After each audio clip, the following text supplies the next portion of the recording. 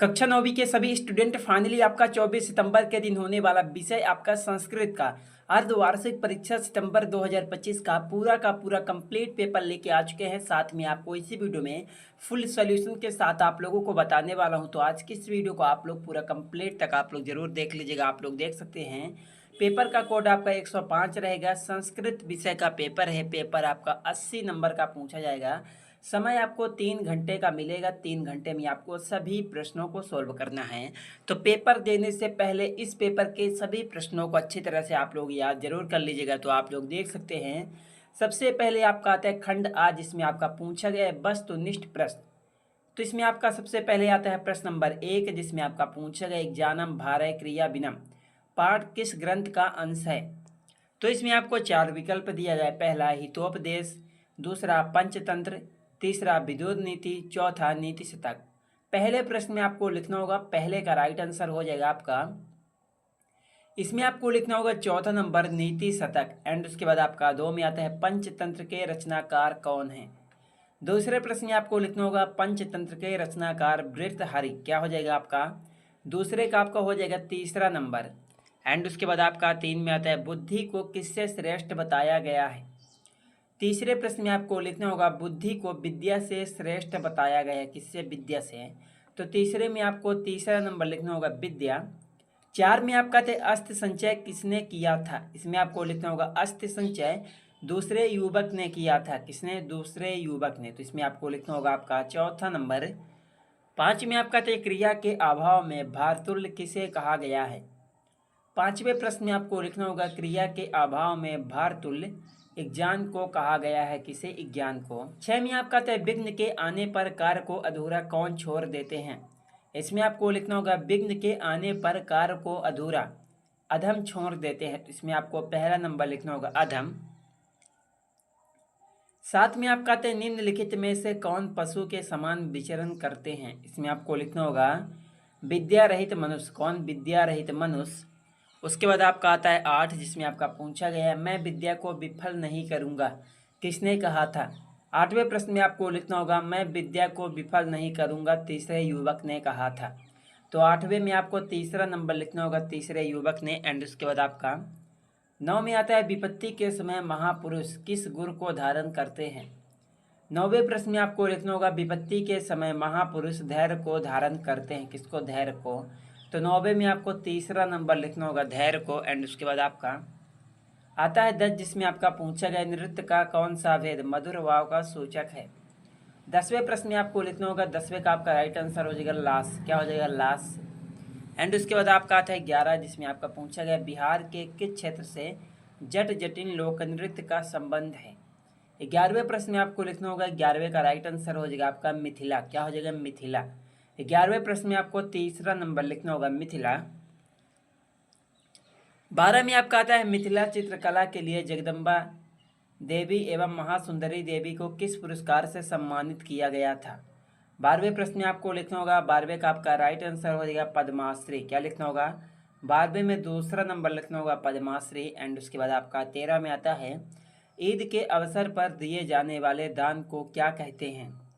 13वें प्रश्न में आपको लिखना होगा 13वें का राइट आंसर हो जाएगा ईद के अवसर पर दिए जाने वाले दान को कहते हैं जकात पितरा। क्या हो जाएगा आपका 13वें का चौथा नंबर जकात पितरा। उसके बाद आपका 14 में आता है किसे ब्रह्मा भी संतुष्ट नहीं कर सकते हैं।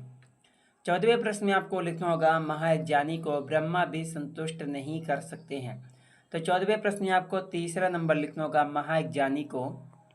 तो उसके बाद आपका 15 में आता है कपोलम पद का पर्याय क्या है। इसमें आपको लिखना होगा कपोलम पद का पर्याय गाल है। क्या, गाल। तो 15वें में आपको तीसरा नंबर लिखना होगा गाल। एंड उसके बाद आपका 16 में आता है गुरवी पद में कौन सी स्त्री प्रत्यय प्रयुक्त है। इसमें आपको लिखना होगा गुरवी पद में डीप। क्या हो जाएगा, डीप।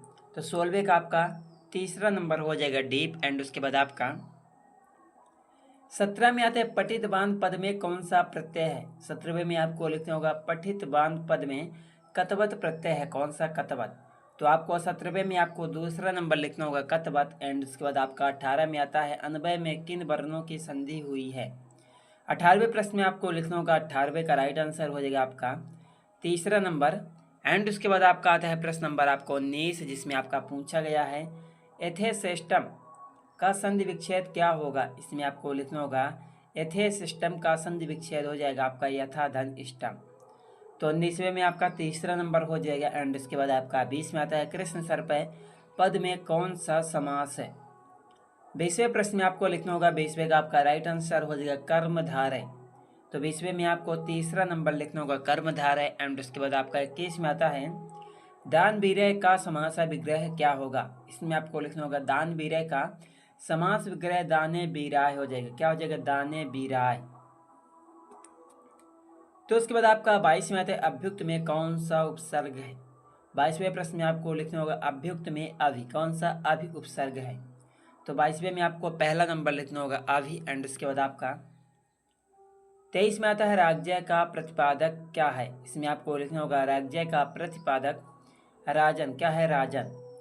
24 में आपका आता है गव पद किस विभक्ति में है? इसमें आपको लिखना होगा गवा पद तृतीया, कौन में? तृतीया विभक्ति में है। एंड उसके बाद आपका 25 में आता है भवत शब्द में षष्ठी विभक्ति द्विवचन का रूप क्या होगा? 25वें प्रश्न में आपको लिखना होगा भवतो। क्या लिखना होगा? भवतो। एंड उसके बाद आपका 26 में आता है सेवा में किस लकार का रूप है? 26 में आपको लिखना होगा 26 का राइट आंसर हो जाएगा लट लकार। किसका? लट लकार का। एंड उसके बाद आपका 27 में आता है एक छंद का मूल धातु क्या है? इसमें आपको लिखना होगा एक छंद का मूल धातु है इक्ष। क्या हो जाएगा? इक्ष। तो उसके बाद आपका आता है प्रश्न नंबर 28 जिसमें आपका पूछा गया अग्नेय स्वाहा में अग्नेय पद में किसमें विभक्ति का प्रयोग हुआ है? 28वें में आपको लिखना होगा दोस्तों आपका तीसरा नंबर चतुर्थी विभक्ति। एंड उसके बाद आपका 29 में आता है सृप चाहना धातु के योग में किस विभक्ति का व्यवहार किया जाता है? 29 में आपको लिखना होगा 29 का आपका राइट आंसर हो जाएगा आपका चौथा नंबर चतुर्थी विभक्ति। उसके बाद आपका 30 में आता है सहारते तृतीया सूत्र का उदाहरणम लिखत। तो 30वें में आपको लिखना होगा तीसरे का आपका राइट आंसर हो जाएगा सीतारामेर सह वनम गतवत। तो 30वें का आपका पहला नंबर हो जाएगा। तो उसके बाद आपका आता है खंडवा लघुत्तरीय प्रश्न आपका जो कि आपका 10 नंबर का पूछा गया है। तो आप लोग देख लीजिएगा। एंड उसके बाद आपका आता है दीर्घ उत्तरीय प्रश्न, प्रश्न क्रमांक 11 से 15 तक 15 नंबर का आपका ये भी पूछे गए। तो आप लोग इन सभी प्रश्नों को आप लोग अच्छी तरह से आप लोग याद जरूर कर लीजिएगा। कहीं पर भी अगर आपको डाउट होगा कमेंट बॉक्स पर कमेंट जरूर कीजिएगा। चलिए मिलते हैं किसी नेक्स्ट वीडियो में आपसे।